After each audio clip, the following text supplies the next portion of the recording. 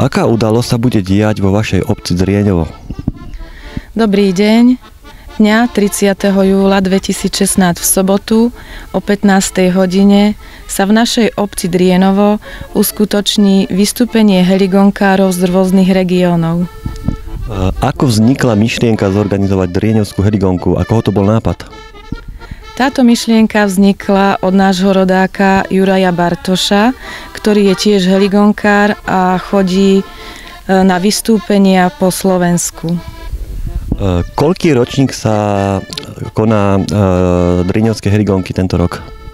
No tak tohto roku to bude 4. ročník.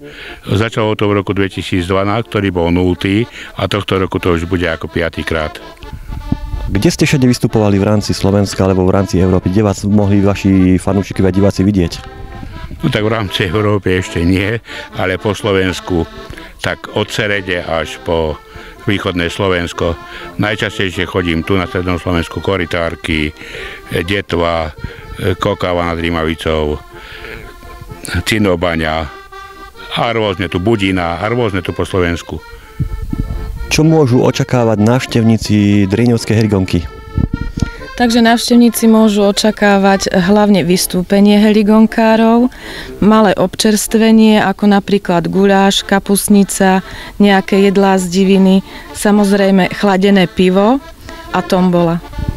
Kto vám pomohol zorganizovať túto heligonku a komu vďačíte za podporu tejto udalosti?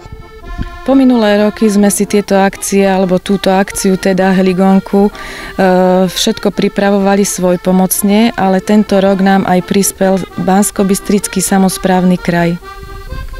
No a ja by som chcel osobne poďakovať pani starostke, obecnému zastupiteľstvu, že nám túto akciu, tak povediac, umožňujú konať každý rok a za to im patrí veľká vďaka. Ďakujem aj ja.